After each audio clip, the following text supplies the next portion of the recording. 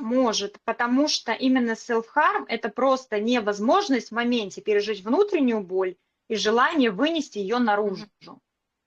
И вот что именно для тебя станет невыносимой болью, вот если у тебя, например, больше нет вообще никаких способов отреагировать на негативную эмоцию, кроме вот этого способа, он становится привычным, адаптивным.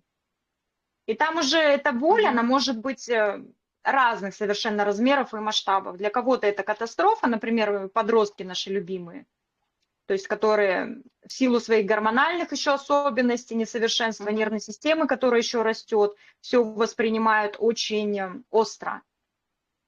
То есть вот подросток будет реагировать, конечно, совершенно другим образом, нежели взрослый человек, например. Опять же, разный подросток, разные, да, то есть два мальчика даже одного возраста будут по-разному реагировать на одну и ту же ситуацию. Опять же, как говорила Аня, эмпирический опыт, туда же особенности нервной системы, темперамент. И способы научили ли ребенка другим, более экологичным, адаптивным механизмам. Да, вот я хотела задать вопрос.